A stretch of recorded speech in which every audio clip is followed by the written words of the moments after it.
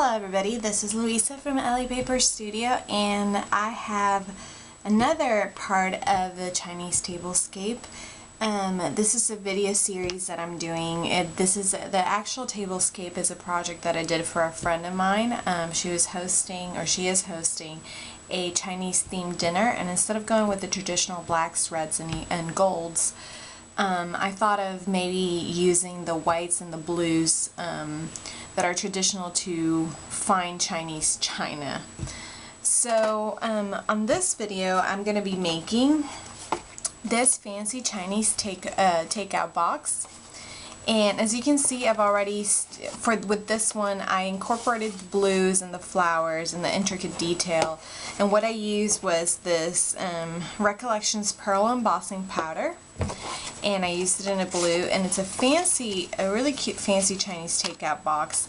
And in here, it fits a little votive that she's going to be giving out for her dinner perfectly. And it's an actually large box, and it holds it quite well also. This box, once it's finished, it measures 4 inches by, the bottom is about 3.5, but remember that Chinese takeout boxes kind of go out diagonally. And then the top, I want to say, actually let's just measure it. So the bottom is about 3.5 inches, and the top is all the way to 4 inches. It's 4 inches tall. So you can fit a good amount of stuff in there if you're not going to be doing these little votives. So I'm going to go ahead and get started with the box and jump into it. I will, well actually before I do that, let me tell you where I got my supplies. I'm going to be using this Ink and Inkadoo set of stamps. I no longer have the original package that it came with, so I can't really tell you the number for the stamp set, but I can tell you that I got it at Michael's a long time ago, and they still see it. So they still have this Ink and Inkadoo stamp set. If you can't find something like this, I recommend that you look for something that has a lot of generic but very cute and intricate damask and flowers and leaves and whatnot. I actually use the stamp set for a lot of other projects in all kinds of different, not necessarily elegant, fancy, but because it is very versatile. I also, for this box, did some dry embossing, and I used Cuttlebug's Textile Textures embossing folder. And I did it on both sides. And then lastly, I just used this really thin piece of ribbon, blue ribbon, that I got at Michael's also. My Chinese takeout box comes from the Sweet Tooth boxes from Cricut Cartridge. You can also, if you don't have that cartridge, you can also find a takeout box in the Tax Bags Boxes and More cartridge. The reason I'm using the Sweet Tooth boxes instead is because it allows me to split the image into 4 different pieces, and since I was using my Cricut Mini cut, for me to be able to cut such a large box, I needed to be able to cut 4 different pieces. Whereas the Cricut Tax Bags Boxes and More cartridge does not allow me to. You can only cut one large cut, and then from there make a Chinese takeout box. So I'm going to go ahead and jump into making the box, and I'll see you in a minute.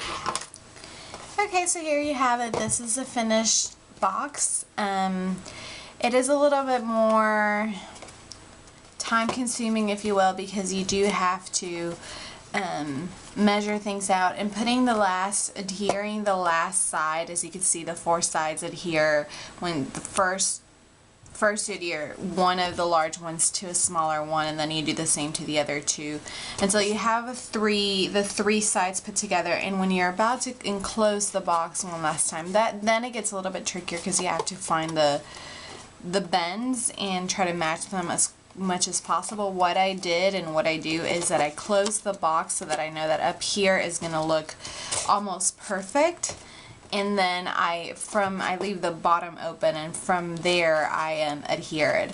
And then to adhere this, as you can see, what I did is that I used 2 small pieces of cardstock, and with some scoring tape, the excess I tape down with using those 2 pieces of cardstock so that it's there secure. And finally, all you have to do is close it back up, and it's actually a pretty practical box because you can open and close it as much as you need to, and it's not going to deteriorate. And also, it's pretty large, so you can cute, so you can take it to your office or put pens in it and whatnot. So I hope you enjoyed this video. If you have any questions, you can always send me put a comment on the video on YouTube or at my blog, elliepaperstudio.blogspot.com. I try to respond as quickly as possible. Also, if you like this, don't forget to check out the other videos that I've put together for the Chinese tablescape, the full Chinese themed tablescape,